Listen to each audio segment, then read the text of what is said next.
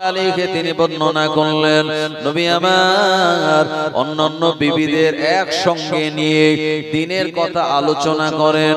এমন সময় আল্লাহর হাবিবের পাক বিবি আমাদের আম্মা হযরতে আয়েশা রাদিয়াল্লাহু আনহা জিজ্ঞাসা করলেন, ইয়া রাসূলুল্লাহ ইয়া হাবিবাল্লাহ, হুজুর আপনি আমাদের ভিতরে কোন বিবিকে বেশি মহব্বত করেন, ভালোবাসেন? প্রশ্নটা সহজ না কঠিন? অনেকজন বিবি সেখানে।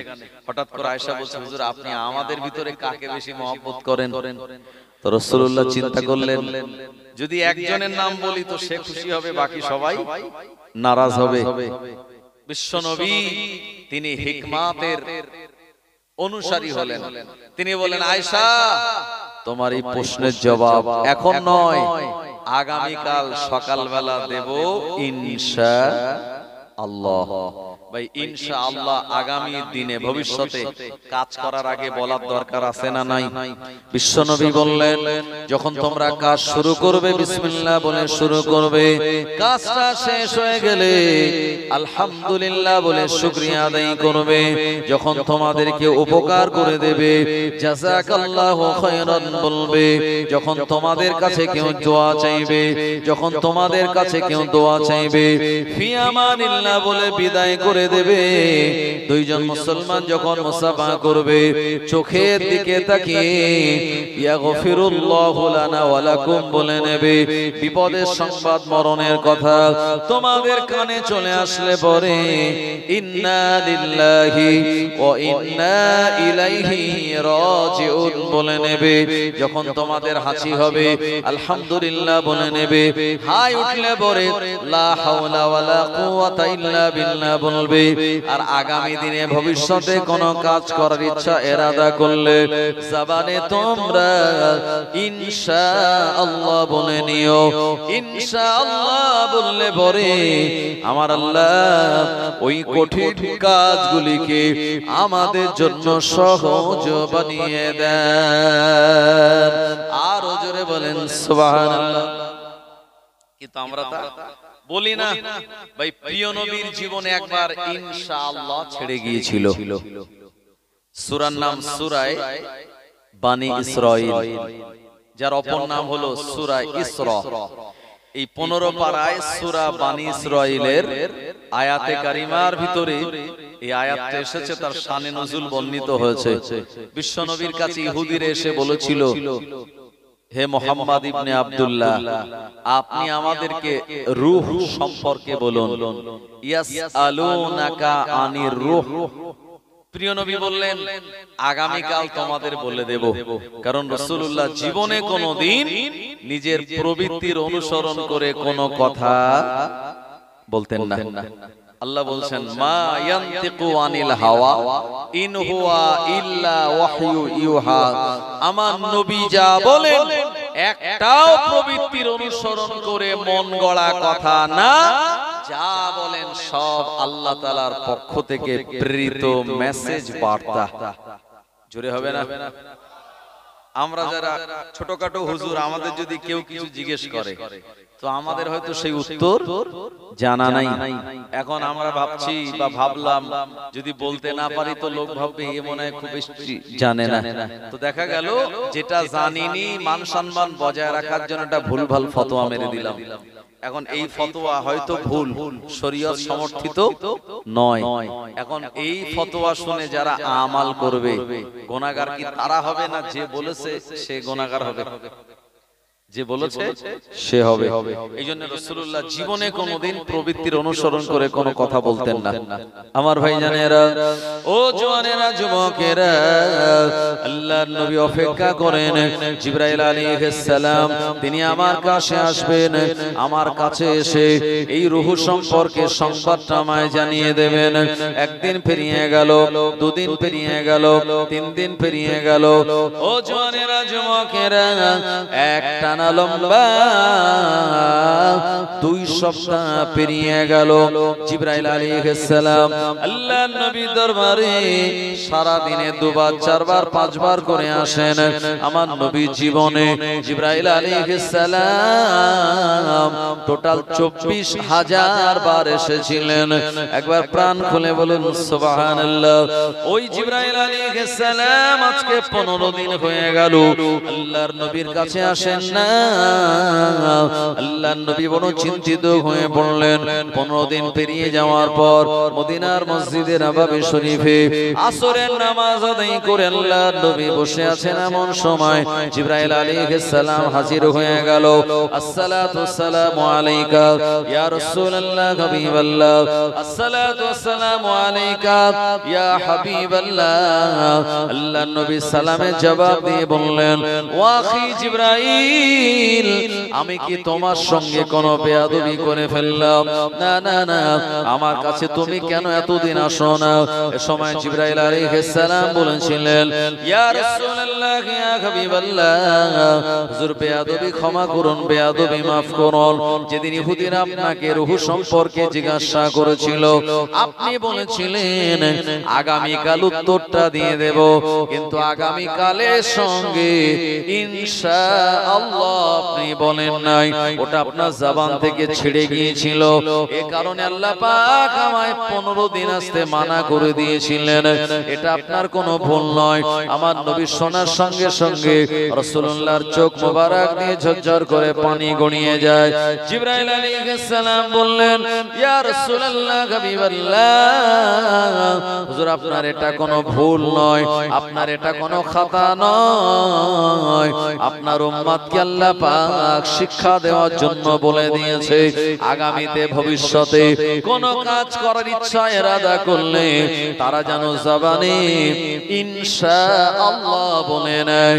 যারা ইনশাআল্লাহ বলে নেয়, আমার আল্লাহ তাদের উপরে রাজি আর খুশি হয়ে যায়। আরো জোরে বলেন। তাহলে আগামী কাল থেকে ইনশাআল্লাহ বলবো কিনা যে আগামী বছর আমি উমরাতে যাব ইনশাআল্লাহ, আগামীতে আমি এই কাজটা করব। ভবিষ্যতে কোনো কাজ আপনি করুন বাবা, যেখানেই যান না কেন, যদি ইনশাআল্লাহ না বলেন তাহলে ভাই সেটা আল্লাহর কাছে গ্রহণযোগ্য হয় না। সুলাইমান নবী তিনি বলেছিলেন, আল্লাহ আমার 100 মর্তে মুজাহিদ দরকার। তো এই সময় তিনি বললেন, আমি আমার 100 বিবির কাছে যাব, আর 100 বিবির গর্ভ থেকে আল্লাহ 100 জন পুত্র সন্তান দেবে, যাদেরকে আমি মুজাহিদ বানাবো। আমার ভাইজানেরা, এরপরে দেখা গেল নবী সুলাইমান আলাইহিস সালাম গেলেন 100 জন বিবির কাছে। তো মাত্র একটা বিবির পেট থেকে সন্তান ভূমিষ্ঠ হলো, তাও আবার হ্যান্ডিক্যাপ, তাও তার পায়ের সমস্যা, অন্যান্য বিবি গর্ভবতী হলো না। সুলাইমান নবী আল্লাহকে বলছে, আল্লাহ এমনটা হলো কেন? আল্লাহ বলেন, এই সুলাইমান শোনো, তখন তুমি যেদিন নিয়ত করেছিলে সেদিন তুমি ইনশাআল্লাহ বলো নাই। যদি বলতে, আমি তোমার 100 বিবির গর্ভে 100 পুত্র সন্তান দিতাম।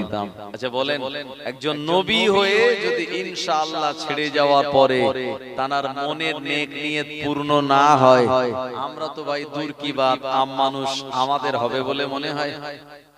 জি, এইজন্য নিয়ত করুন আগামী কাল থেকে যে কাজটাই করবেন আগামীতে ভবিষ্যতের জন্য, সব কথায় আমরা কি বলবো? ইনশাআল্লাহ। এর অর্থ হলো আল্লাহ যদি চান, ইন মানে যদি, শাহ আল্লাহ মানে আল্লাহ যদি চায়, তাহলে আমি আগামী বছর উমরাতে যাব। কারণ আগামী কাল পর্যন্ত বেঁচে থাকবো তার কোনো গ্যারান্টি আছে ভাই? আমার ভাইজানেরা, ও নবীর উম্মত উম্মাতানিরা, আমি আপনাদের যে কথা শোনাচ্ছিলাম, বিবি আয়েশা বললেন, ইয়া রাসূলুল্লাহ হাবিবাল্লাহ, আপনার অনেকগুলো বিবি আমরা, আপনি আমাদের ভিতরে কাকে বেশি মহব্বত করেন, ভালোবাসেন?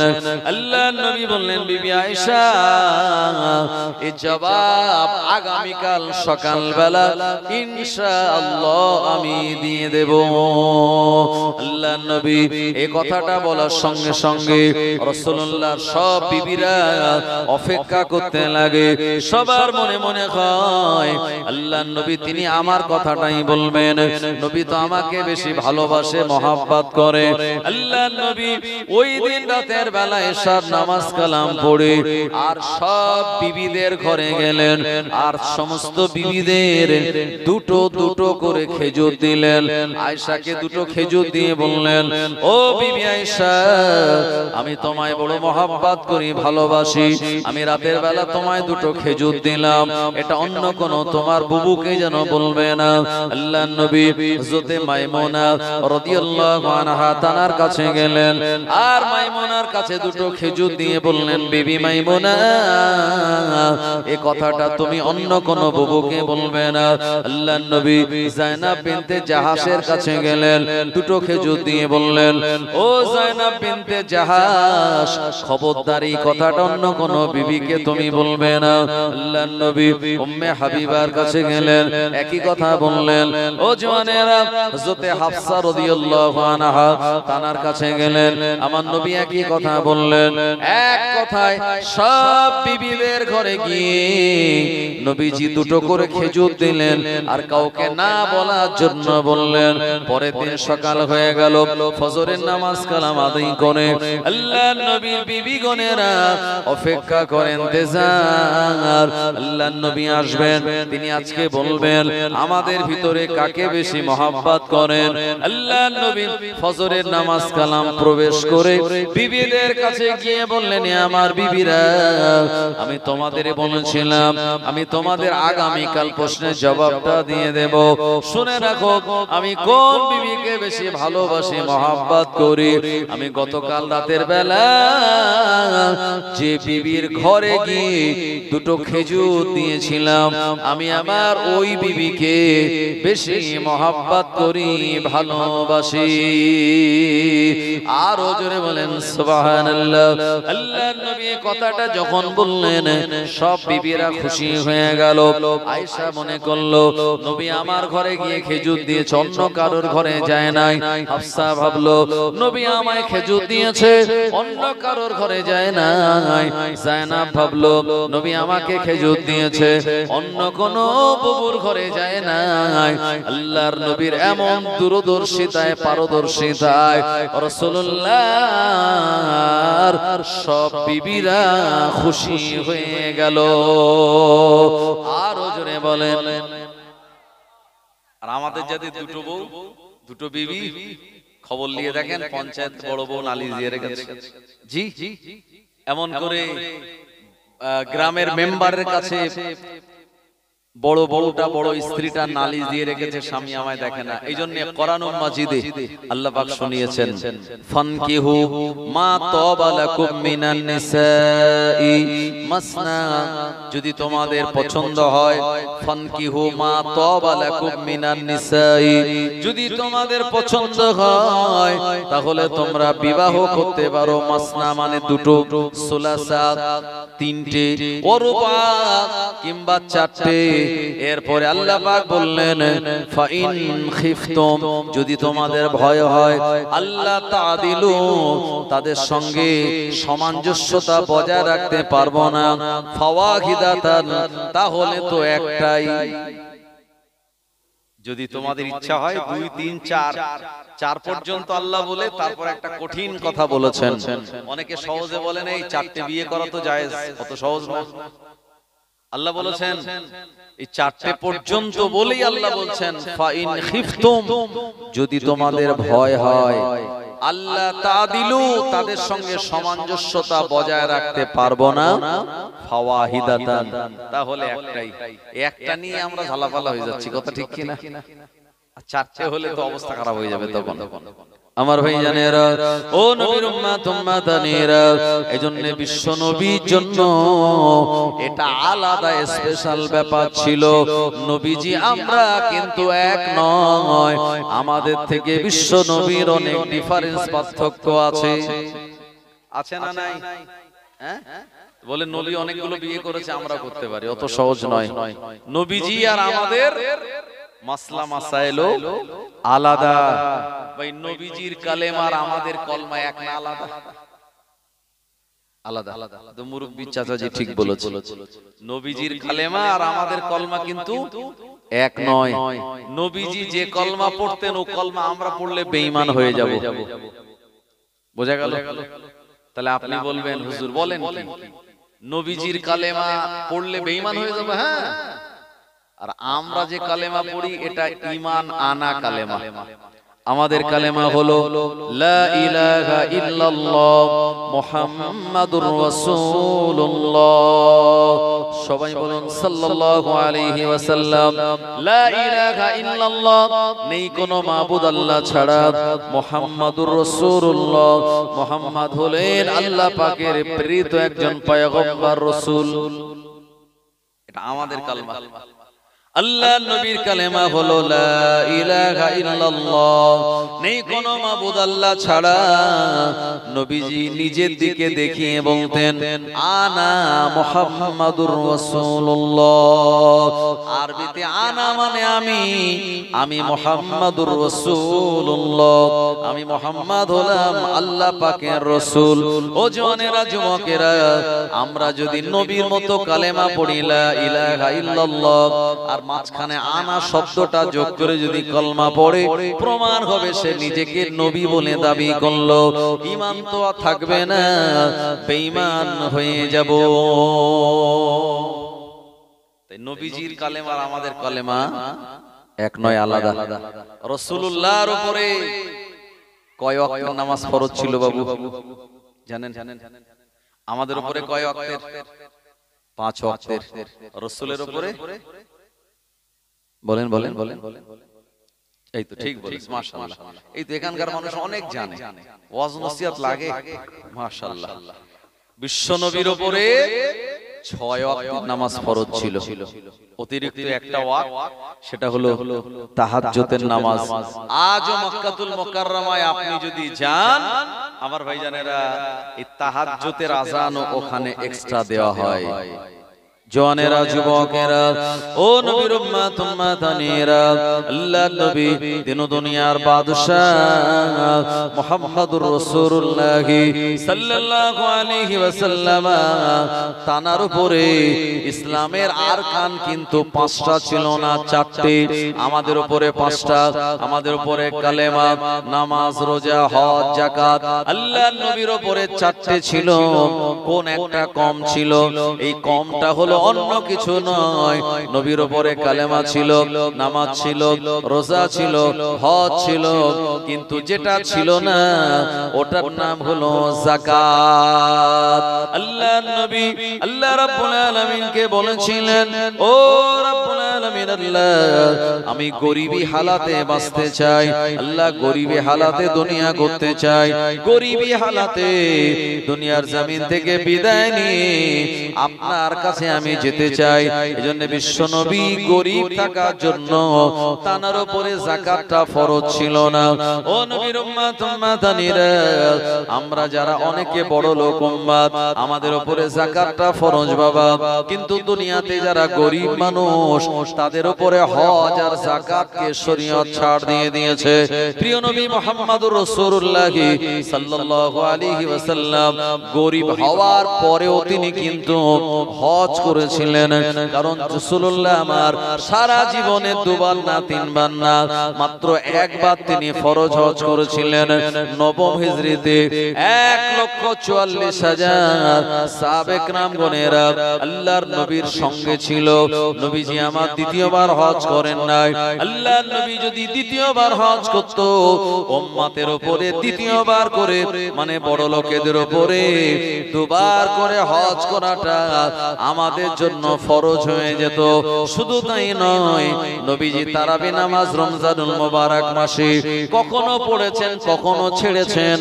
আল্লাহর নবী কখনো তারাবি নামাজ পড়েছেন, আবার কখনো তিনি ছেড়ে দিয়েছেন।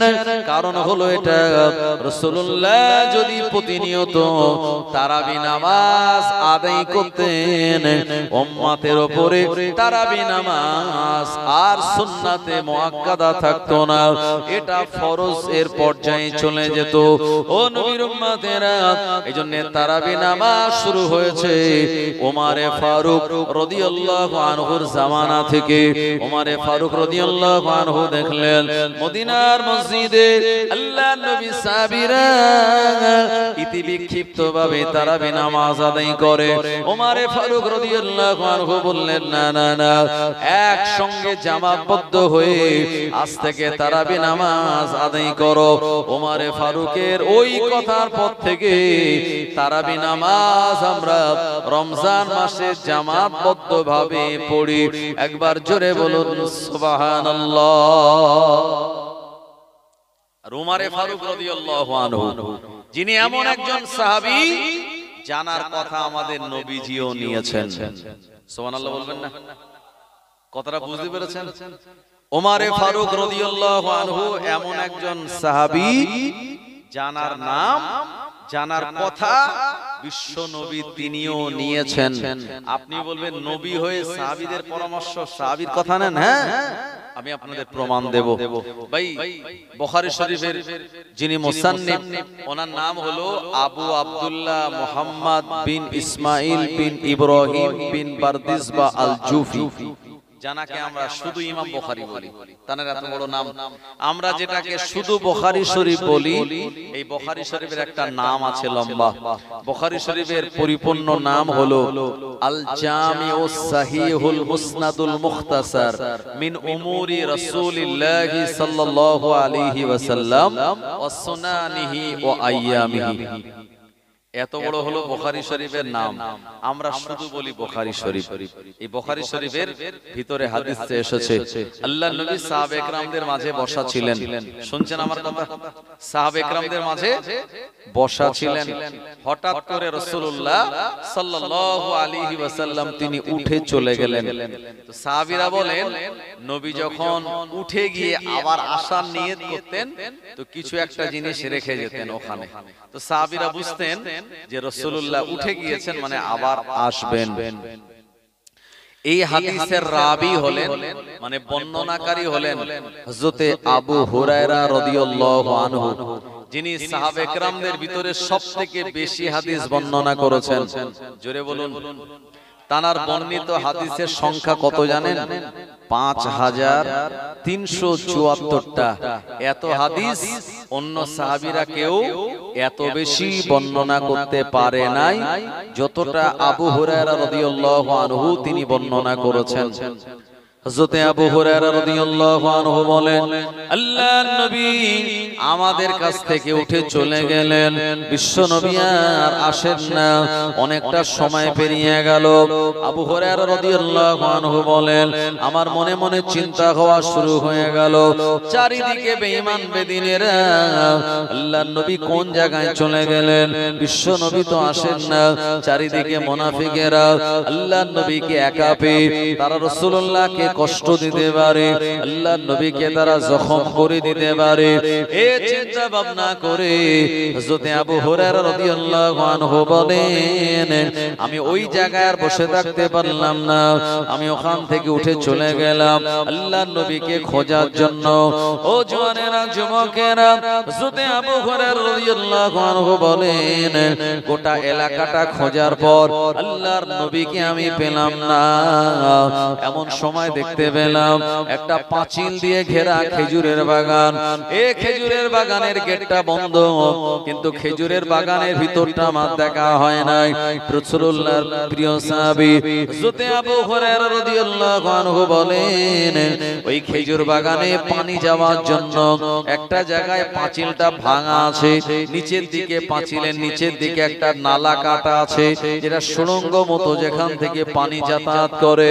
হযরতে আবু হুরায়রা রাদিয়াল্লাহু আনহু বলেন, আমি ওখান থেকে নিচু হয়ে ওই বাগানের দিকে উঁকি মেরে দেখলাম বিশ্বনবী আর কাবা বাইতুল্লাহর দিকে মুখ করে এক জায়গাতে তিনি দাঁড়িয়ে রয়েছেন। আবু হুরায়রা রাদিয়াল্লাহু আনহু বলছেন, আমি নবীকে দেখে ওই পাঁচিলের নিচের দিকে সুড়ঙ্গ মতো যেখান থেকে পানি যাতায়াত করে, ভাই এরকম জায়গা দিয়ে খুব ছোট হয়ে আঁটো হয়ে আমি ওই ভিতর দিয়ে ঢুকে গেলাম, ঢুকে বাগানের ভিতরে প্রবেশ করলাম। আমি খুব আস্তে আস্তে নবীর পিছনে যাচ্ছি, নবী এখনো আমার দিকে তাকায়নি। আমি পিছনে যাওয়ার সঙ্গে সঙ্গে আল্লাহর নবী বললেন, ও বাবা আবু হুরায়রা, তুমি এসেছো নাকি? জোরে বলেন। হযরত আবু হুরায়রা বলেন, আমি তো দেখলাম নবী আমার দিকে তাকাননি, দেখেননি, ওদিকেই ফিরে আছে। আর আমি পিছনে আস্তে আস্তে যেই গিয়ে দাঁড়িয়েছি, রাসূলুল্লাহ বলেন, কে আবু হুরায়রা এসেছো নাকি? সময় হযরত আবু হুরায়রা রাদিয়াল্লাহু আনহু বললেন, উনি বললেন, নাআম ইয়া রাসূলুল্লাহ। আরবিতে নাআম মানে হ্যাঁ বা জি। তো আবু হুরায়রা রাদিয়াল্লাহু আনহু বলেন, হুজুর আপনি এই জায়গায় এসেছেন আমরা তো জানি না, তাই আমরা আপনার খোঁজার জন্য চলে এসেছি। প্রিয় নবী বললেন, ও বাবা আবু হুরায়রা, তুমি চলে যাও বাইরে, ওখানে গিয়ে তুমি মানুষকে বলো, যার সঙ্গে দেখা হবে তাকে শুনিয়ে দাও, মান ক্বালা লা ইলাহা ইল্লাল্লাহ ফাদাখালাল জান্নাহ, যে ব্যক্তি জবানে বলবে লা ইলাহা ইল্লাল্লাহ ফাদাখালাল জান্নাহ, আর জান্নাতে প্রবেশের সুসংবাদ তুমি তাকে দিয়ে দাও। জোরে বলেন। তো আবু হুরায়রা হুজুর বলছেন, হুজুর আমি আপনার কাছ থেকে এরকম একটা বিরাট বড় সংবাদ নিয়ে যাব। এখন এটা আপনি বলছেন না, আমি নিজের থেকে বানিয়ে বলছি, মানুষ বিশ্বাস করবে কেন? মান ক্বালা লা ইলাহা ইল্লাল্লাহ, মান মানে যে, বা কোন ব্যক্তি যদি বলে লা ইলাহা ইল্লাল্লাহ, নেই কোনো মাবুদ আল্লাহ ছাড়া, ফাদাখালাল জান্নাহ, সে জান্নাতে যাবে, এই কথাটা বললে মানুষ বিশ্বাস করবে কেন? প্রিয় নবী বললেন, এ আবু হুরায়রা, আমার এই জুতো দুটি তুমি নিয়ে যাও। রাসূলুল্লাহ বললেন, আমার জুতো দুটো নিয়ে যাও, জুতো দুটো দেখলে মানুষ বুঝবে এটা নবীজির জুতো, তাই তুমি নবীজির কাছ থেকেই এসেছো, তাই তোমার কথা না, এটা রাসূলুল্লাহর কথা। হযরত আবু হুরায়রা রাদিয়াল্লাহু আনহু তিনি বর্ণনা করে বলেন, আল্লাহর নবীর ওই নালাইন শরীফ জুতো দুটো আমি নিলাম, আর আমি ওই পাঁচিলের নালা দিয়ে আঁটো হয়ে গুড়ি মেরে আমি ওখান থেকে বেরিয়ে পড়লাম।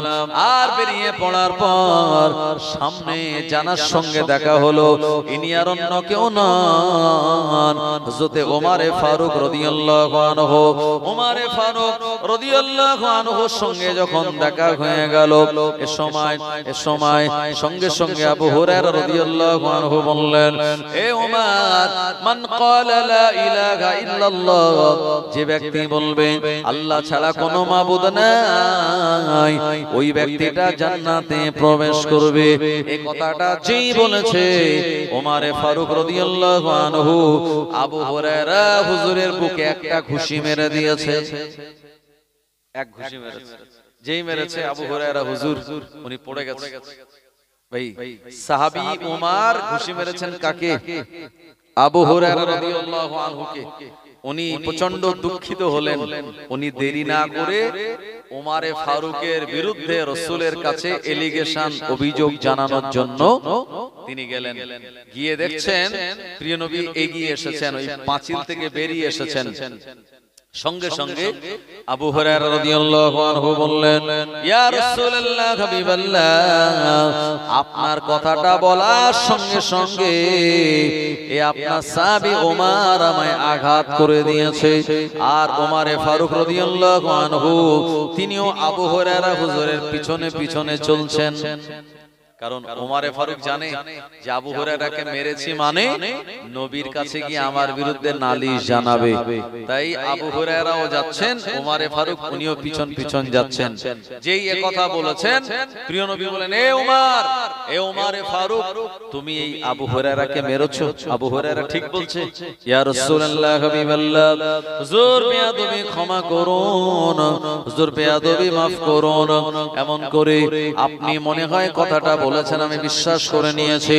মান ক্বালা লা ইলাহা ইল্লাল্লাহ ফাদাখালাল জান্নাহ, এই কথাটা আপনার আমি মেনে নিলাম, কিন্তু এই কথাটা যদি এখনই মানুষকে শোনানো যায়, আল্লাহর বান্দারা, আপনার সাহাবীরা, মানুষেরা তারা আমাল করা বাদ দিয়ে দেবে, তারা আমাল করা ছেড়ে দেবে, আমাল করা ছেড়ে দিয়ে তারা শুধু কালমা পড়ে জান্নাত পাওয়ার আশা করবে। জোরে কথা আপনি প্রচার করবেন না, বলবেন না। আল্লাহর নবী বললেন, ও বাবা আবু হুরায়রা, ওমরের কথাটাকেই তুমি মেনে নাও। জোরে বলেন। রাসূলুল্লাহ মেনেছেন কি মানেননি? যে ওমর যেটা বলে ওটা মেনে নাও। আর ওমরে ফারুক রাদিয়াল্লাহু আনহু এমন একজন সাহাবী, জানার ব্যাপারে প্রিয় নবী বলেছেন যে আমার পরে যদি কেউ নবী হয়, মান কানা বাদা নবিয়ান লাকানা ওমর, আমার পরে যদি কেউ নবী হয় তাহলে অবশ্যই সেটা ওমর হবে। সুবহানাল্লাহ বলেন। যে ওমর রাসূলের মাথা কাটার জন্য বাড়ি থেকে বেরিয়েছিল, সেই ওমর কিভাবে ইসলামের জন্য তার নিজের মাথাটাকে দিয়ে দিয়েছিলেন, আর জানাকে দিয়ে আল্লাহ বিরাট খেদমত নিয়েছেন ইসলামের। কথা ঠিক কিনা বাবু?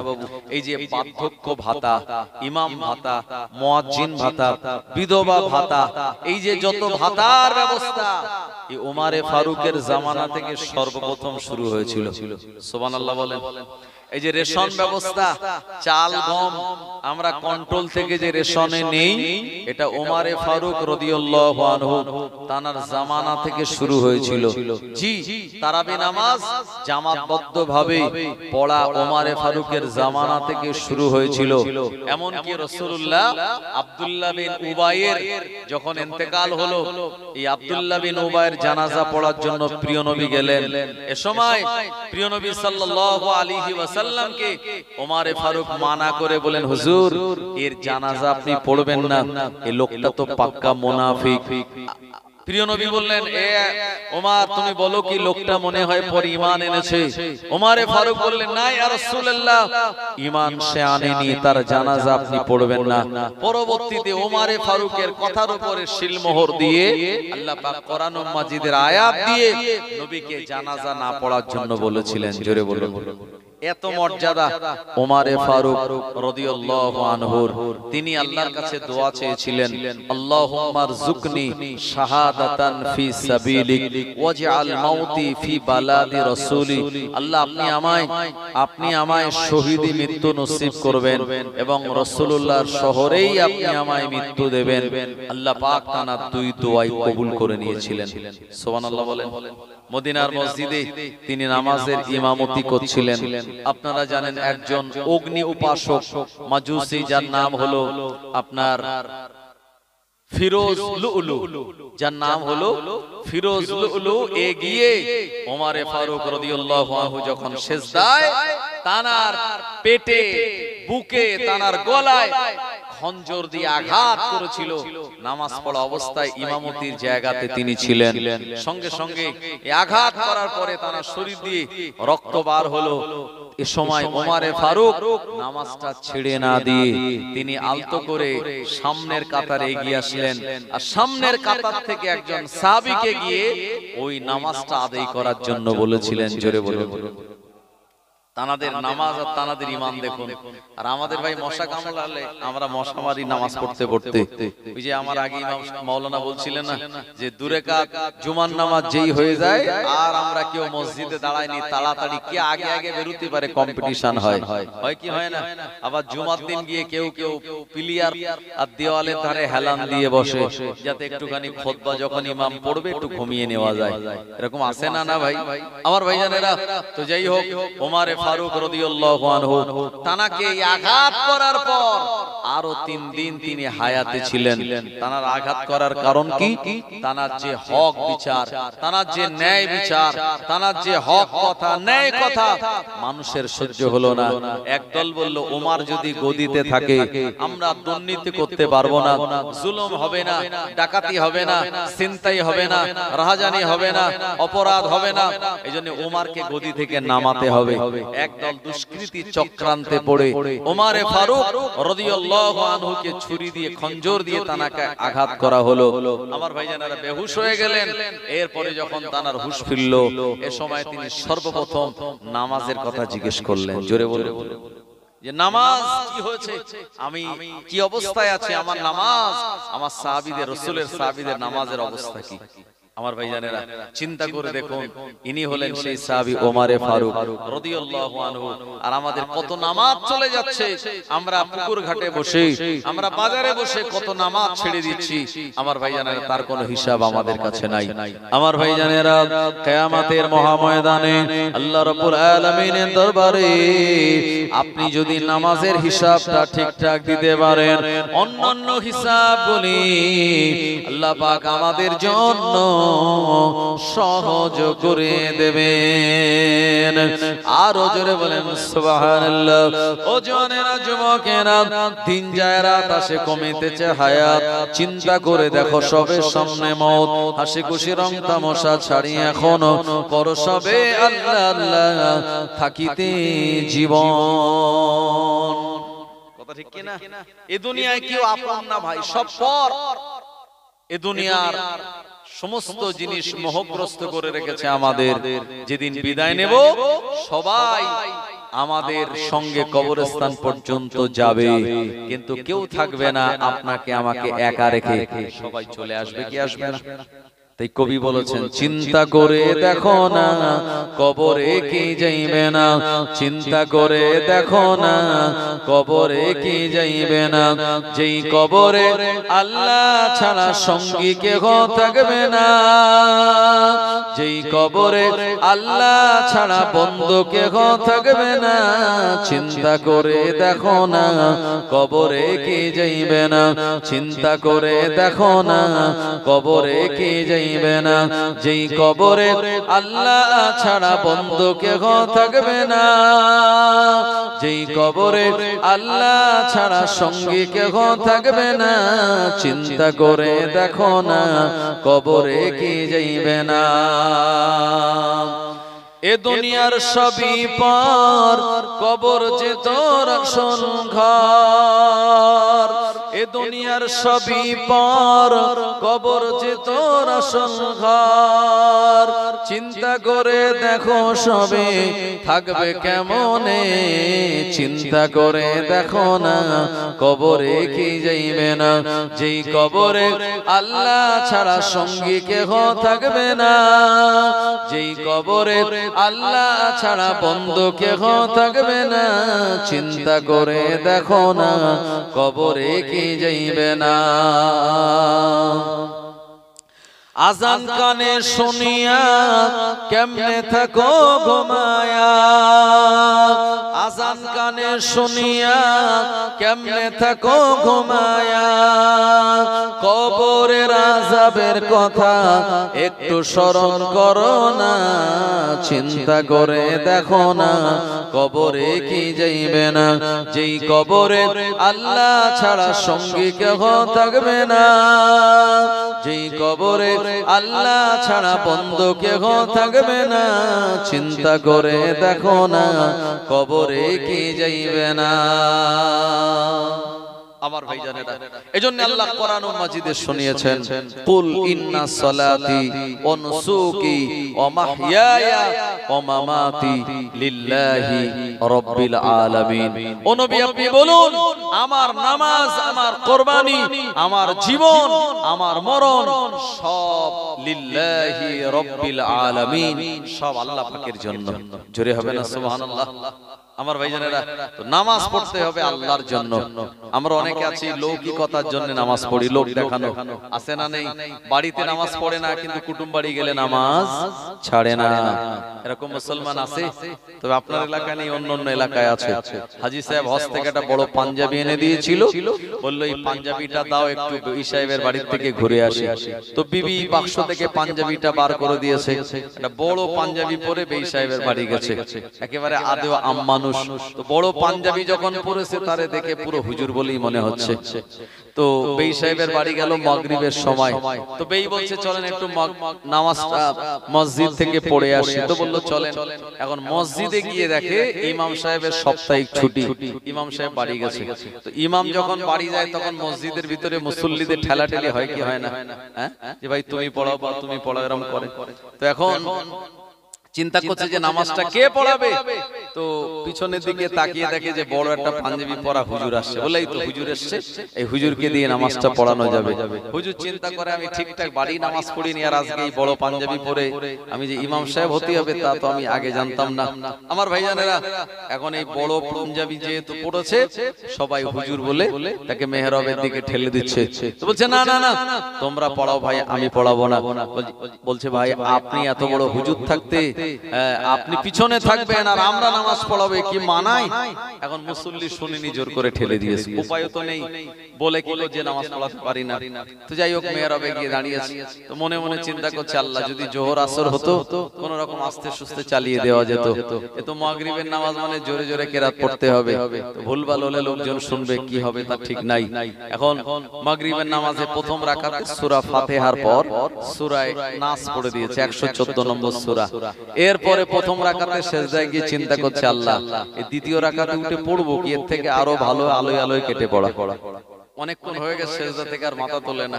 এখন মসজিদে আমাদের সঙ্গে বাচ্চারা যায়, বাচ্চাদের ধৈর্য কম। তো একটা বাচ্চা আগে আগে উঠে পড়েছে, উঠে পড়ে বলছে হুজুর, হুজুর তো নেই। আব্বাকে বলছে আব্বা হুজুর তো নেই। তো আব্বা মাথা তুলে, আব্বা অন্যান্য মুসল্লিদের ডেকে দিয়েছে, সবাই উঠে দেখছে সে মেহরাব ফাঁকা, হুজুর নেই ওখানে। তো বেইটারে বলছে তোমার সে বেই গেল কোথায়? বলছে তাই তো চিন্তা করছি বেই কোথায় গেল, অনেকদিন পরে এসছে। বাড়ি গিয়ে দেখে সেখানেও বেই মশাই নেই। বেই মশাই ওই এলাকায় আর নেই, সোজা বাড়ি চলে গিয়েছে। গিয়ে বড় পাঞ্জাবি খুলে বউটারে বলছে ভাঁজ করে তুলে রেখে দাও, আমার মরার আগে আর বের করো না। বলছে কেন, কি হলো? বলছে পাঞ্জাবি পরলে এত জ্বালা আমার আগে জানা ছিল না। এইজন্য আল্লাহ কোরআনুল মাজিদে শুনিয়েছেন ফাওয়াইলুল লিল মুসাল্লিন, ফাওয়াইলুল লিল মুসাল্লিন, ওই সমস্ত নামাজীরাই ক্ষতিগ্রস্ত, আল্লাযীনা হুম আন সালাতিহিম সাহুন, যারা নামাজ সম্পর্কে বেখবর, আল্লাযীনা হুম ইউরাউনা ওয়া ইয়ামনাউনাল মাউন, আর যারা লোক দেখানো নামাজ আদায় করে তারা ক্ষতিগ্রস্ত ভিতরে। ও জওয়ানেরা, যুবকেরা, এজন্য নামাজ হবে আল্লাহ রাব্বুল আলামিনের জন্য, কোন মানুষকে দেখানোর জন্য নয়। চার ইমামের এক ইমাম, যে ইমামের আমরা অনুসরণ করি। ও জওয়ানেরা, যুবকেরা, আল্লাহ পাক তাকে বিরাট ইলম দিয়েছিলেন।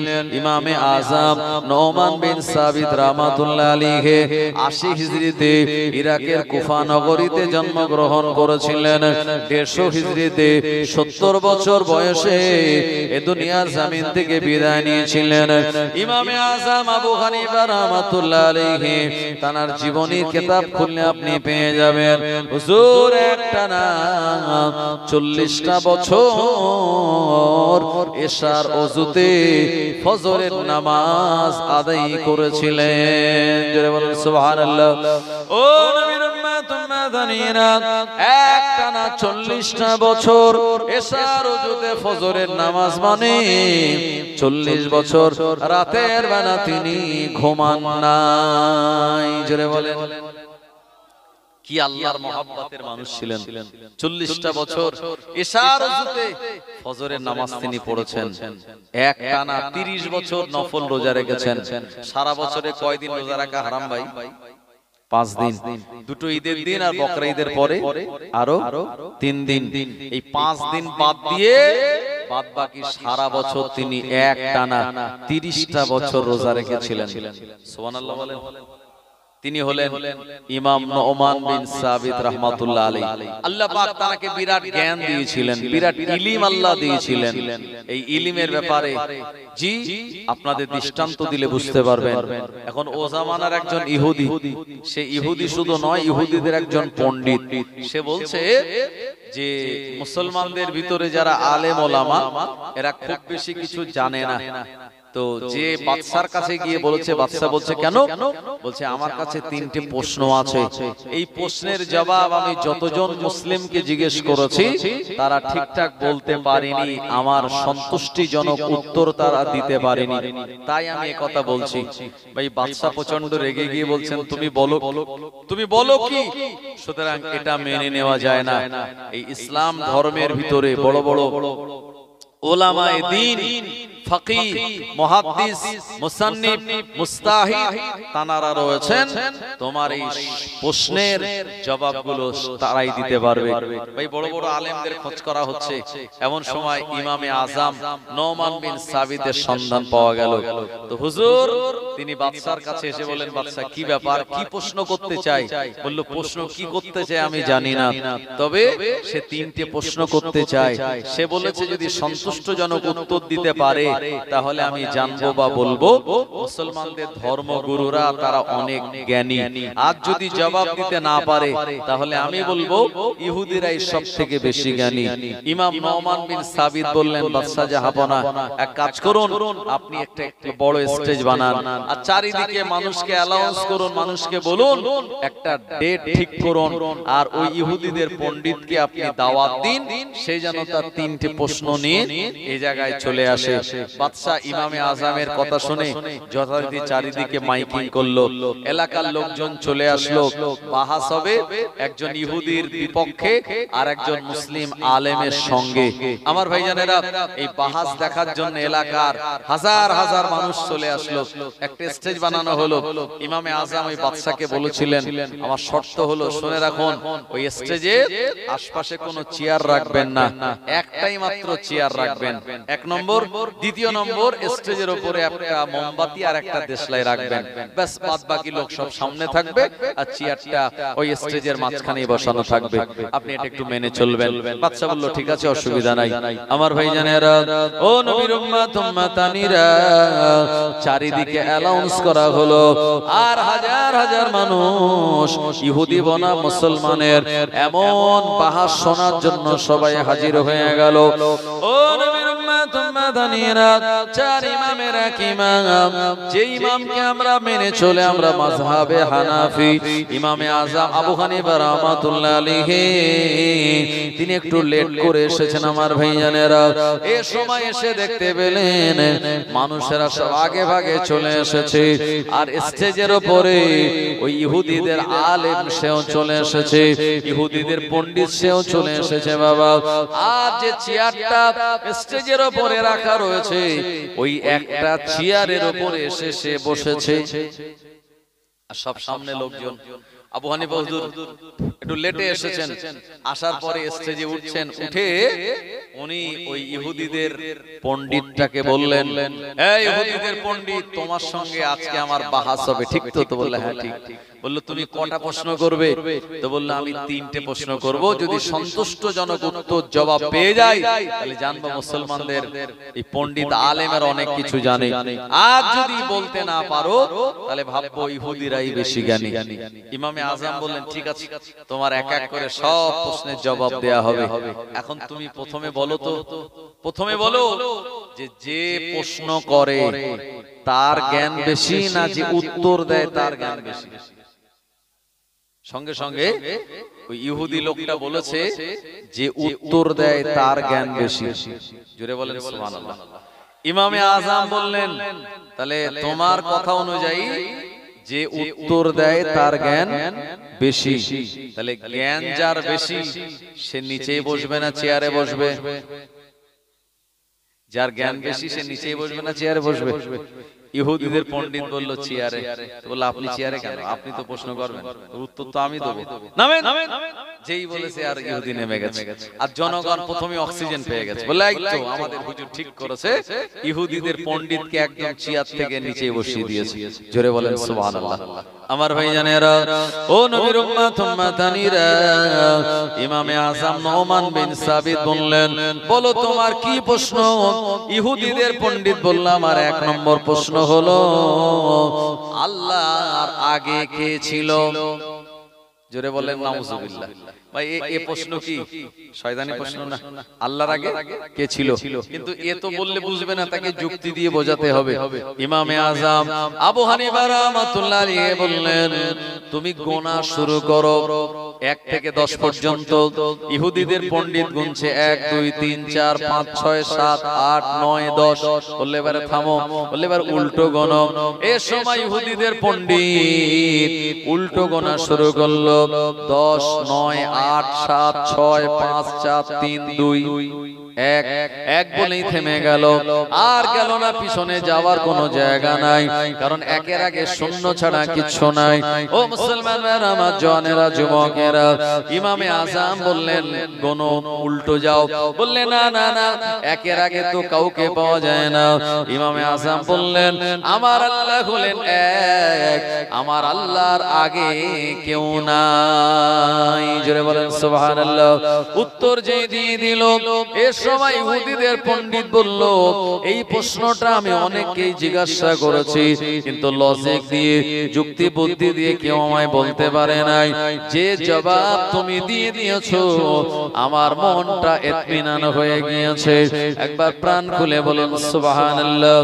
ইমামে আযম নুমান বিন সাবিত বলেছিলেন, এই ইহুদিদের পণ্ডিত বলো বলো, তোমার 2 নম্বর প্রশ্ন কি? ওই লোকটা বলল, আমার 2 নম্বর প্রশ্ন হলো, তোমার আল্লাহ এখন কোন দিকে তাকিয়ে রয়েছে? স্টেজে যে মোমবাতি আর দেশলাই ছিল, ইমামে আযম ওটা জ্বালিয়ে দিয়ে বললেন, এখন তুমি বলো মোমবাতির আলো কোন দিকে পড়ছে? বললো সব দিকে সমানভাবে পড়ছে। বললে আমার আল্লাহ হলেন এমন, জানার কুদরতি নজর সব সময় সব জায়গায় সদা সর্বদা। একবার জোরে বলেন সুবহানাল্লাহ। ইহুদিদের পণ্ডিত মেনে নিল এমন লজিকার যুক্তিটা। ইমামে আযম নুমান বিন সাবিত বললেন, তোমার 3 নম্বর প্রশ্ন কি? তাড়াতাড়ি বলো। মুসলমান জনগণ তার অক্সিজেন পেয়ে গিয়েছে অলরেডি। এরপর ইহুদিদের পণ্ডিত বলল, আমার 3 নম্বর প্রশ্ন হলো, তোমার আল্লাহ এখন কোন কাজ করছেন? ইমামে আযম বললেন, এই ইহুদিদের পণ্ডিত, তোর বুঝতে এত লেট হলো কেন? বুঝতে এত দেরি হয় কেন? আমার আল্লাহ হলেন এমন আল্লাহ, আমার আল্লাহ তোমাকে চেয়ার থেকে নিচে নামিয়ে দিয়েছে আর আমাকে ইজ্জতের চেয়ারে বসিয়ে দিয়েছে। আর জোরে বলেন সুবহানাল্লাহ। তিনি হলেন আমাদের ইমাম, ইমাম নুমান বিন সাবিত রাহমাতুল্লাহ আলাইহি। এজন্য মাযহাবে আমরা হানাফি, যে ইমামে আযম আবু হানিফা রাহমাতুল্লাহ আলাইহি 80 হিজরিতে জন্মগ্রহণ করেছিলেন। আজকের যুগে অনেকে আছে বাবা, তারা ইমাম মানতে চায় না। আছে না নাই? তারা কি বলে? তারা বলে আমরা বুখারী শরীফ মানি। ও মুসলমান ভাইরা আমার, আপনি ধরে প্রশ্ন করুন, ইমামে আযমের জন্ম হলো 80 হিজরিতে, ইমাম বুখারী হুজুরের জন্ম হলো 194 হিজরিতে। 80 হিজরিতে ইমাম আযম আবু হানিফা জন্মগ্রহণ করেছিলেন। আনাস বিন মালিকের সঙ্গে তার দেখা হয়েছিল। রাসূলের সাহাবী হাসান বিন সাবিত রাদিয়াল্লাহু আনহুর সঙ্গে দেখা হয়েছিল। এজন্য ইমামে আযম আবু হানিফা হলেন একজন তাবী। ইমাম বুখারী তিনি তাবী ছিলেন না, 194 হিজরিতে জন্মগ্রহণ করেছে। ইমাম বুখারীকে তুমি মানতে পারছো, আর 80 হিজরিতে জন্মগ্রহণ করে নবী সাহাবীদের দেখেছেন, সাহাবীর কাছ থেকে কথা শুনেছেন, তাকে তুমি মানতে পারছো না। তার মানে তাদের মধ্যে ভেজাল আছে না নাই? জি আমার ভাই জানেরা, ও নবীর উম্মত উম্মতানিরা, আমাদের ইমাম ইমামে আযম আবু হানিফা রাহমাতুল্লাহ আলাইহি, আল্লাহ পাক তানায় কি ইলম দিয়েছিলেন, তানার জীবনী আপনি পড়ুন, ও জায়গাতে পেয়ে যাবেন। তৎকালীন জামানার একজন বাদশা রাতের বেলা তার বিবিকে নিয়ে বেরিয়েছে। এ রাতের বেলা বিবিকে মরুভূমির ময়দানে নিয়ে যখন বেরিয়েছে, আকাশে গোলাকার চাঁদ, এই চাঁদের আলো বাদশার চেহারায় মুখে যখন পড়েছে, এই চাঁদের সোনালী আলোয় আর বাদশার বিবি চেহারা চকচক করে উঠলো। সঙ্গে সঙ্গে বাদশা বলল, সঙ্গে সঙ্গে বাদশা বলেছিল, চাঁদের থেকে আমার বিবি যদি সুন্দর না হয়, আমার বিবির উপরে 3 তালাক। কত তালাক? তিন তালাক। যদি চাঁদের থেকে আমার বিবি সুন্দর না হয় তো বিবির উপরে কত তালাক? তিন তালাক। এই কথাটা বলেছে আবেগে। সকালবেলা যখন বিবেক ফিরে এসেছে, ভাই আবেগ আলাদা জিনিস। আবেগ দিয়ে কাজ করলে ভুল হবে কি হবে না, আর বিবেক দিয়ে কাজ করলে ভুল হওয়া সম্ভব না, থাকেই না। আমার ভাইজানেরা, রাতের বেলা আবেগে বলেছে এই কথা, সকালবেলা বিবেক যখন ফিরে এসেছে আলেম ওলামাদের জিজ্ঞেস করছে যে কথা আমি বলেছি এই কথায় আমার বিবি আছে না গেছে? আলেম ওলামাদের ডাক দিয়েছে। ভাই আলেম ওলামারা তারা শুনে এসে বলল, ও বাদশা নামদার, আপনি যে কথা বলেছেন এই কথার দ্বারা আপনার বিবি আর নাই। চাঁদের থেকে মানুষ সুন্দর হতে পারেন, আপনার বিবি তালাক। বাদশা চিন্তা করলো, সারা এলাকা খুঁজে এমন একটা বিবি সংগ্রহ করলাম, আর আবেগে এমন একটা কথা বললাম বিবি আমার তালাক, কি করা যাবে? ও জামানায় একজন 10 বছরের বাচ্চা ছেলে বিরাট বাদশা নামদারের মজলিসে ভিড়। কি ব্যাপার? বলল বাদশা এই কথা বলেছে, তাই ফয়সালা দেওয়ার জন্য সব মুফতি কেরামগণেরা এসেছে, তাই এত ভিড়। বলল কি কথা বলেছে বাদশা? বলল এই কথা বলেছে। সঙ্গে সঙ্গে 10 বছরের ছেলেটা বলল, তাহলে এক কাজ করা যাক, অন্তত বাদশার কাছে একবার যাওয়া যাক। তো বাদশাকে গিয়ে বলছে, ও বাদশা, আপনি যে কথা বলেছেন আমি এই কথার উপরে কি ফতোয়া দিতে পারি? আর এমনি তো বাদশা কুলু খুঁজছে যে যদি কোনো লাইন পাওয়া যায় বিবিটারে নেওয়ার। এটা আমাদের এরকম মাঝে মাঝে হয় কি হয় না?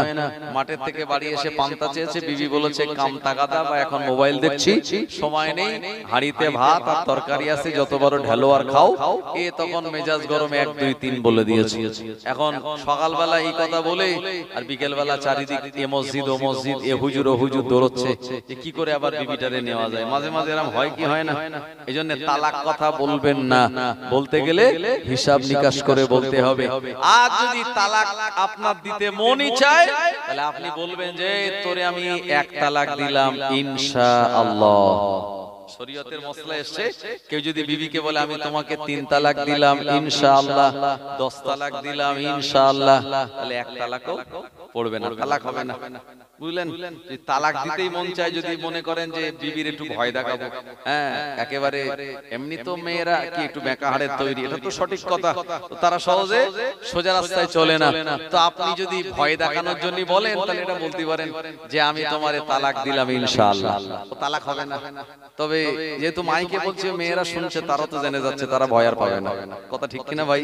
আমার ভাই জানেরা, ও জওয়ানেরা, যুবকেরা, এই সময় ওই 10 বছরের ছেলেটা গিয়ে বলেছিল, ও বাদশা নামদার, শুনে রাখুন, যে ফতোয়া আপনি দিয়েছেন, আপনার এই ফতোয়ায় আপনার বিবির তালাক হয় না। বাদশা তাকে জড়িয়ে ধরল, এ যুবক, তুমি তো আমার কলিজা ঠান্ডা করে দিয়েছো, আমার বিবিকে আমি পেয়ে যাব, কিন্তু তুমি যে বলছো বিবি তালাক হয় নাই, তালাক কেন হয় নাই তার হাওলা তো দেওয়া লাগবে।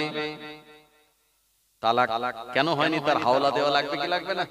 হ্যাঁ, এই কিতাব আছে ফতোয়ায়ে শামী, আপনার ফতোয়ায়ে আলমগীরি, কিতাবুল ফতোয়া, নিজামুল ফতোয়া, ফতোয়ায়ে মাহমুদিয়া, ফতোয়ায়ে উসমানিয়া, ফতোয়ায়ে আমিনিয়া, ফতোয়ায়ে সিদ্দিকিয়া, হাওলা তো দেওয়া লাগবে, যে কেন হয়নি।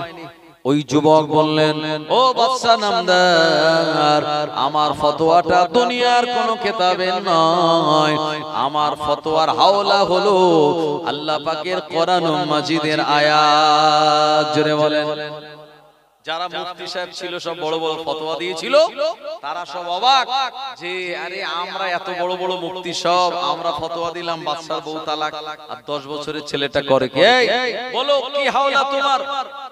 ওই 10 বছরের ছেলেটা বলেছিলেন, শুনে রাখুন, আমার ফতোয়ার হাওলা হলো বিসমিল্লাহির রহমানির রহিম, ওয়াত-তিনি ওয়াজ-যাইতুন ওয়া তুরি সিনিন ওয়া হাযাল বালাদিল আমিন, লাকাদ খালাকনাল ইনসানা ফি আহসানি তাকবীম।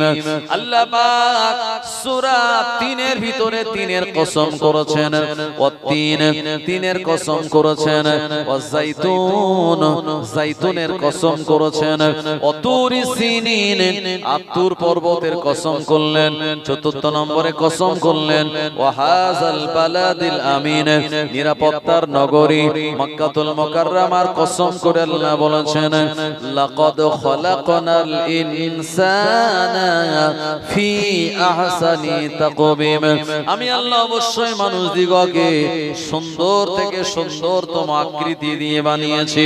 একবার জোরে বলুন সুবহানাল্লাহ। এই আয়াতে কারিমা দ্বারা বোঝা যায় চাঁদের থেকে মানুষ সুন্দর। তাই বাদশা বলেছে চাঁদের থেকে বিবি যদি সুন্দর না হয় বিবি আমার তালাক। এই কথা দ্বারা তালাক হয় নাই। ও জওয়ানেরা যুবকেরা, কোরআন মাজিদের আয়াতের হাওলা কোন মুফতি কেটে দিতে পারে না, এমন সাহস কারণ নাই। আমার ভাইজানেরা সবাই তারা মেনে নিল। এ সময় সবাই জিজ্ঞেস করলো এ ছেলেটার পরিচয় কি, ছেলেটার বাড়ি কোন জায়গায়। এ সময় সবাইকে বলা হলো ইনি আর অন্য কেউ নয়, ইনি হলেন ইরাকের কুফার সন্তান, নাম হলো তানার ইমাম নোমান বিন সাবিত রাহমাতুল্লাহ আলাইহি, জানাকে আবু হানিফা বলা হয়। একবার জোরে বলুন সুবহানাল্লাহ। এত বড় ইমাম ছিলেন তিনি। আপনারা বসিরহাট হুজুরকে মানেন তো নাকি? জি, বসিরহাট আল্লামা জানাকে আল্লাহ বাংলার বাগ করেছিলেন। শুধু তাই নয়, বসিরহাট আল্লামা ছিলেন এমন একজন ব্যক্তিত্ব জানার সিরাত তানার জীবনী আপনি পড়ে দেখুন। ভাই সে জামানায় বসিরহাট হুজুরের জামানায় একটা ফতোয়া গিয়েছিল হুজুরের কাছে। ফতোয়াটা কি জানেন? এক মেজাজ গরম স্বামী তার বউটারে বলেছে আমি বাইরে যাচ্ছি, বাড়ি আসার আগে যদি তোমার বাপের ভিটে পা দাও তাহলে তোমার উপরে 3 তালাক। এ কথা লোকটা বলে চলে গেছে। এখন স্বামী চলে গেছে, স্ত্রীটা বাড়ি। কয়েকদিন পরে সংবাদ আসলো তোমার আব্বা অসুস্থ। কার? ওই মেয়েটার আব্বা। এ সময় সংবাদ শুনে মহিলাটার ইচ্ছা হলো একবার আব্বা জানের কাছে যাব, গিয়ে দেখে আসব। কিন্তু না না না, বদমেজাজি স্বামী বলে গেল আমি বাড়ি আসার আগে তোমার বাপের ভিটায় পা দিলে 3 তালাক। এ কথা শুনে আর সে যেন না বাড়িতেই রইল। দুদিন পেরিয়ে গেল, আবার সংবাদ আসলো এ মহিলা তোমার আব্বা জান অসুস্থ, দেখতে যাওয়ার নিয়াত করলো। যেহেতু মেয়েরা তার আব্বাকে বড় ভালোবাসে মহাব্বত করে। ও আমার ভাইজানেরা, এ সময় এ মহিলাটা চিন্তা হলো আমি আমার বাপের ভিটায় গেলে আমার উপরে 3 তালাক পড়ে যাবে। ইচ্ছা থাকলে উপায় হলো না। ও নবীর উম্মত উম্মাতানিরা, কয়েকদিন পেরিয়ে যাওয়ার পর সংবাদ আসলো এ মহিলা তোমার আব্বা জান নাই, দুনিয়ার জমিন থেকে জনমের মতো শহীদ হয়ে ইন্তেকাল করেছে। তোমার আব্বা জান বিদায় নিয়েছে, তোমার আব্বা জান ইন্তেকাল করলো। এ সময় মহিলাটা দেরি না করে আব্বা জানের এমন মরণের সংবাদ শুনে কাঁদতে কাঁদতে কাঁদতে কাঁদতে তানার বাড়িতে চলে গেল। আব্বা জানের মরা মুখটা দেখলো বাবা। আর যখন দাফন কাফন হয়ে গেল, এরপরে মহিলাটা বাড়ি আসলো। এলাকার মানুষেরা জানলো ব্যাপারটা। এরপরে বাড়িওয়ালা যখন ঘরে আসলো, এলাকার মানুষ বলল এ আল্লাহর বান্দা, এই মহিলাটাকে নিয়ে তুমি আর ঘর করতে পারবে না, কারণ তোমার শর্ত ছিল তুমি বাড়ি আসার আগে তোমার স্ত্রী যদি তার বাপের ভিটায় পা দেয় তার উপরে 3 তালাক তুমি বলে গিয়েছিলে। তুমি বাড়ি আসার আগে তোমার বিবি তার বাপের ঘরে গিয়েছিল, এ কারণে এই বিবি তোমার জন্য হারাম, এই বিবি নিয়ে ঘর করা যাবে না। ফতোয়া আলেম ওলামারা দিল, বললে হ্যাঁ কিছু করার নেই, ও যে শর্ত দিয়েছিল সেই শর্ত তো পূরণ হয়ে গেছে, তাই তালাকও পড়ে গেছে, ওই বিবি নিয়ে ঘর করা যাবে না। বসিরহাট আল্লামার কাছে ফতোয়া গেল। হুজুর শুনে বললেন যে তালাক হয়নি। সুবহানাল্লাহ বলেন। বসিরহাট হুজুর কি বললেন? তালাক হয়নি। তো সব আলেম ওলামা বলল তালাক যে হয়নি তো ফতোয়ার হাওলা কি, যুক্তি কি, লজিক কি? এ তো স্পষ্ট ব্যাপার। এই জন্য মান্তিক আর হিকমতের একটু জ্ঞান লাগে। এ সময় ইমাম আমার ভাইজানেরা বাংলার অন্যতম ইমাম বসিরহাট আল্লামা বড় মাওলানা রাহমাতুল্লাহ আলাইহি এ সময় বলেছিলেন, এ আলেমেরা শুনে রেখে দাও। এর স্বামী বলেছিল, যদি আমার বাড়ি আসার আগে তোমার বাপের ভিটায় পা দাও তাহলে তোমার উপরে 3 তালাক। যতদিন বাপ হায়াতে ছিল, আব্বা জান যতদিন বেঁচে ছিল, তার আব্বা জানের ভিটায় যায় নাই। ইন্তেকালের সংবাদ শোনার পরে তারপরে গিয়েছে। আর মানুষ যখন মারা যায়, দুনিয়ার সম্পদের মালিক আর সে থাকে না। এই সম্পদের মালিকগুলি হলো ওই মহিলাটার ভাইরা। সুতরাং সে বাপের ভিটে পা দেয় নাই, সে পা দিয়েছিল তার ভাইদের ভিটেতে। জোরে বলুন। এ কারণে এই মহিলার উপরে তালাক হয় না। এমন সূক্ষ্ম ইলম আল্লাহ তানাকে দিয়েছিলেন যে বসিরহাট আল্লামা। আমার ভাইজানেরা, তো আপনাদের সৌভাগ্য যে আপনারা সেই বসিরহাট কি সাব ডিভিশনের মানুষ নাকি? বসিরহাট সাব ডিভিশন তো আপনাদের। জি, আপনাদের লোকসভা কি বসিরহাট তো নাকি? হ্যাঁ, ও কেটেগুড়ে বনগা হয়ে গেছে। আচ্ছা, আগে ছিল নাকি? তো যাই হোক, মানে এই বিথারি এই এলাকা মানে বসিরহাটেরই টান। তো যাই হোক, সে কোথায় বনগা আর কোথায় আপনার বসিরহাট, কাছাকাছি। আমার ভাইজানেরা, সুতরাং আল্লাহ পাক আপনাদের তাকদীরও বড় করেছেন যে ওলিয়া ওলিয়াদের দেশের মানুষ আপনারা। আল্লাহ আপনাদের কবুল করুক। আমার ভাইজানেরা, লম্বা চওড়া আলোচনা নয়। আপনারা জানেন আপনাদের এখানে একটা সুন্দর মক্তব আছে। এই মক্তবের অনেক গ্রিল কিছু লাগানো বাকি আছে এবং রমজান মাসে মক্তবের উপরেই ইফতার হয়, সেই সঙ্গে সঙ্গে ওয়াক্তের নামাজও হয়। আমি শুনতেছিলাম আমার ভাইজানেরা, এই মসজিদটা আগামী দিনে যাতে দুতলা করা যায়, বাদবাকি যে গ্রিল জানালা জানালা বাকি আছে এগুলি যাতে সুন্দরভাবে কমপ্লিট করা যায়, এজন্য কমিটির তরফ থেকে আবেদন করেছে।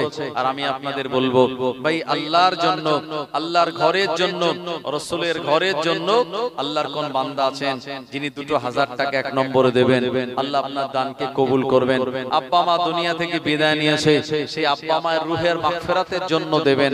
আল্লাহ পাক আপনাদের দানকে কবুল করে দুনিয়ার বিপদ আপদ বালা মুসিবত থেকে আল্লাহ হেফাজত করবেন। আমার ভাইজানেরা, এমন কেউ আছেন 2000 টাকা 1 নম্বরে দেবেন। আব্বা বিদায় নিয়েছে, মা বিদায় নিল, ওই আব্বা মায়ের রূহের মাগফিরাতের জন্য দান করুন। আপনার দানটা সাদকায়ে জারিয়া হয়ে যাবে। আপনি আমি দুনিয়া থেকে বিদায় নিয়ে চলে যাব। আর এই মক্তবে যতদিন ওয়াক্তিয়া নামাজ হবে, আল্লাহ পাক এই সওয়াব আপনার নামায়ে আমালে দিয়ে দেবেন। এজন্য আসুন, আল্লাহর কোন বান্দা 1 নম্বরে 2000 টাকা দেবেন। এতগুলো মানুষকে নিয়ে দোয়া চাইব, আল্লাহ পাকের দোয়াকে তিনি কবুল করে নিয়ে আপনার আমার আখিরাতে জিন্দেগিটা ভালো করে দেবেন। আখিরাতে জিন্দেগিটা আমাদের সুখময় হয়ে যাবে। আসেন আমার ভাইজানেরা, 1 নম্বর আল্লাহর কোন বান্দা আছেন 2000 টাকা দেবেন, আল্লাহ আপনার দানকে কবুল করবে। কত টাকা কত দিকে চলে যায় আমাদের হিসাব থাকে না। আল্লাহর রাস্তায় দান করলে এ টাকা আপনার বিফলে যাবে না, আল্লাহ পাকের ব্যাংকে জমা রইবে। কিয়ামতের মহা ময়দানে আল্লাহ পাক এটা সওয়াবে রূপান্তরিত করে তিনি আমাদের কাছে ফিরিয়ে দেবেন। জোরে বলেন সুবহানাল্লাহ। আছেন এমন কোন বান্দা? একটু নিয়ত করুন, 2000 টাকা দেবেন 1 নম্বরে। এতগুলো মানুষকে নিয়ে আমি দোয়া চাইব, আল্লাহ পাক এই দোয়াকে তিনি কবুল করবেন। একটু দরুদ শরীফ, আল্লাহুম্মা সাল্লি আলা সাইয়্যিদিনা মাওলানা মুহাম্মদ ওয়া আলা আলি সাইয়্যিদিনা।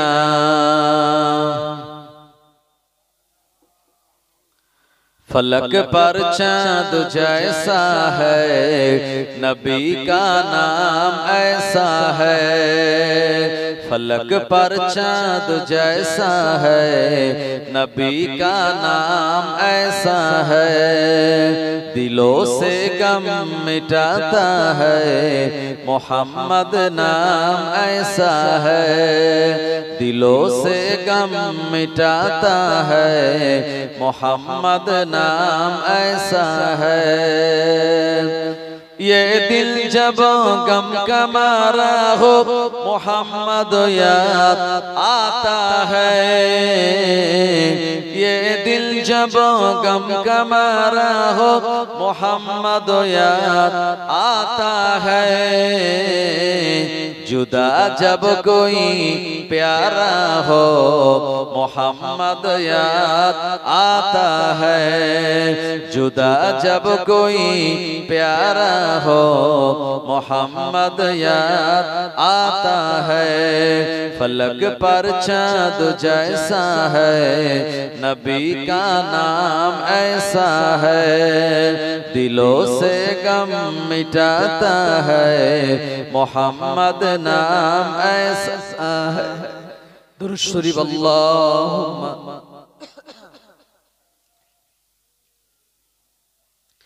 मौलाना मोहम्मद।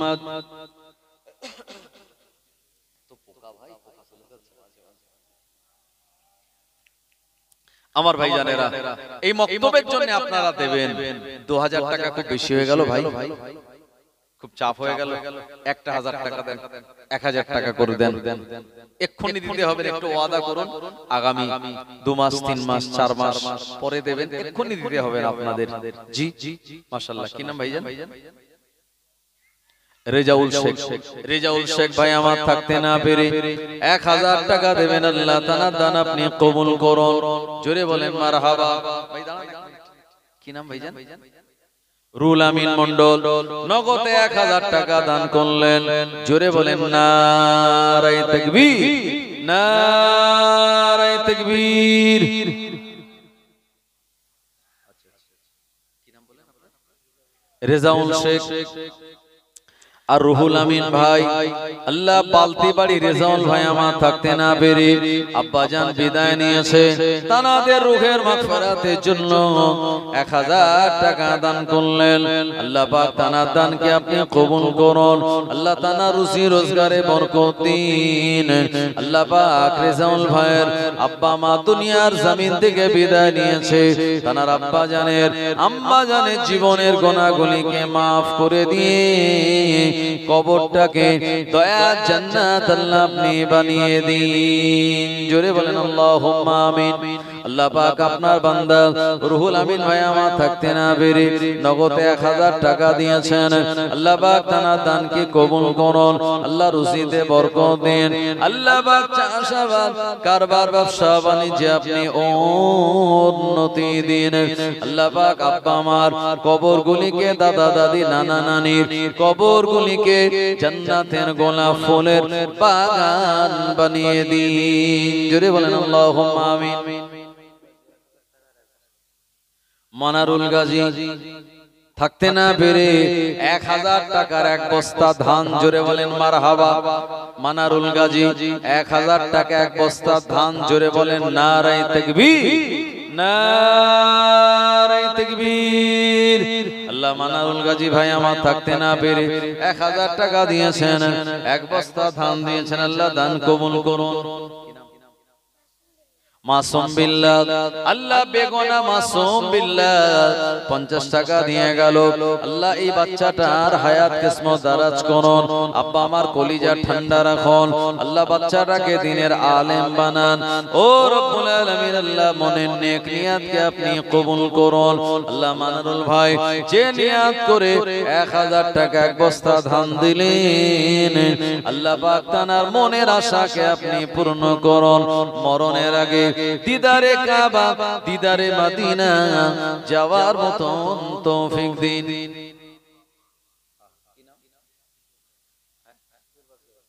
দুরবাজ গাজী আব্বা মা বিদায় নিয়েছে, তার মেয়েও চলে গেছে, আল্লাহ আব্বা হয়ে মেয়ের জন্য 500 টাকা নগদে দান করলো, বেটা হয়ে আব্বা মায়ের জন্য 500 টাকা দান করেছেন। ও রব্বুল আলামিন আল্লাহ দুরবাজ গাজী সাহেবের আব্বা আম্মা তার মেয়ের কবরটাকে আপনি জান্নাতের টুকরা বানিয়ে দিন, আল্লাহ দুরবাজ গাজী ভাইয়ের আল্লাহ রুজি রোজগারে আপনি বরকত দিন, চাষাবাদ ব্যবসা বাণিজ্যে রুজি রোজগারে আল্লাহ পাক আপনি উন্নতি দিন। একবার জোরে বলেন আল্লাহুম্মা আমিন। আসেন আমার ভাইজানেরা, যে যা পারেন 200-500 আল্লাহ রাস্তায় দিন। এ নবীজির ঘর মাদ্রাসা, আবার মাদ্রাসাকে মসজিদ হিসাবে ব্যবহার করি, মাঝে মাঝে ওয়াক্তিয়া নামাজও হয়। তাই আসুন, বিরাট বড় একটা সুন্দরতম প্রতিষ্ঠান এটিকে হেফাজতের জন্য আপনারা দান করুন, আল্লাহ আপনাদের দানকে কবুল করবেন। আসেন, আল্লাহর কোন বান্দা আছেন 500 টাকা দেবেন, নগদে না পারলে পরে দেবেন, অসুবিধা নাই। আল্লাহ আপনাদের রুজিতে বরকত দেবেন। দানকারীদের মাতা পিতা আল্লাহ সুখে রাখিও কবরে, আর নূরের টুপি পরিয়ে তুমি তুলো রোজ হাসরে। কবুল করুন, কবুল করুন দাতা বান্দাদের দান, আর নবীর রওজা দেখায় মৃত্যু দেবেন না। জোরে বলেন আল্লাহুম্মা আমিন। আসেন আমার ভাইজানেরা, কেউ আছেন 500 করে দেন, একটু বলেন কত টাকা আমাদের কত দিকে চলে যায়। এই তো মোবাইল রিচার্জ করতে গেলে এক মাসের মোবাইল রিচার্জ 300 টাকা। এদিকে আম্বানি তার ছেলের বিয়ে দিল, তাই না? কত টাকা খরচ করে জানেন? 5000 কোটি টাকা। আম্বানির একটা মোটা তাজা ছেলে আছে, এই ছেলেটারে বিয়ে দিয়েছে, খরচ করেছে 5000 কোটি টাকা। আর এই খরচের টাকা সব আমাদের উপরে চাপিয়ে দিয়েছে।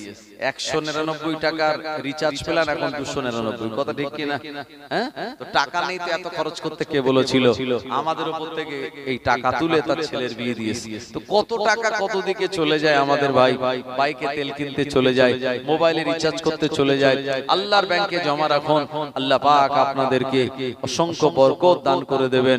প্রিয় নবী শুনিয়ে দিলেন, as-সাদাকাতু রাদ্দুল বালা, দান খায়রাত সাদকা করলে আল্লাহ দুনিয়ার বিপদ আপদ বালা মুসিবত থেকে তিনি হেফাজত করে দেন। জোরে বলেন সুবহানাল্লাহ। প্রিয় নবী শুনিয়ে দিলেন, as-সাখিয়ু হাবিবুল্লাহ, যারা আল্লাহর রাস্তায় দান করে আল্লাহ পাকের বন্ধু তারা। এ দুনিয়ার কেউ নয়, সব আমাদের পর। যেদিন আল্লাহ পাকের মসজিদে আমাদের নামটা অ্যালাউন্স হয়ে যাবে, কেউ আমাদের দুনিয়াতে রাখবে না, সবাই আমাদের মাটির তলায় দিয়ে আসবে। এজন্য দুনিয়ার জমিনে তারাই তো চালাক, তারাই তো বুদ্ধিমান। কবরে যাওয়ার আগে দান খায়রাত করে কবরটা আখিরাতটা যারা সাজিয়ে নিতে পারে তারাই তো বুদ্ধিমান। একদিন তোমারই নাম মসজিদে হবে এলান, একদিন তোমারই নাম মসজিদে হবে এলান। তৈরি থেকো, তৈরি রেখো কবরের মাল সামান, একদিন তোমারই নাম মসজিদে হবে এলান। বন্ধু স্বজন আত্মীয় পরিজন, বন্ধু স্বজন আত্মীয় পরিজন পরিয়ে তোমায় নতুন কাফন রেখে আসবে ওই কবরেতে, থাকবে না কেউ আপন। একদিন তোমারই নাম মসজিদে হবে এলান। আল্লাহুম্মা সাল্লি আলা সাইয়্যিদিনা ওয়া আলা আলি সাইয়্যিদিনা। আমার ভাইজানেরা একটুখানি বলেন, মনটা নরম করে বলেন। আব্বা বিদায় নিল, মা বিদায়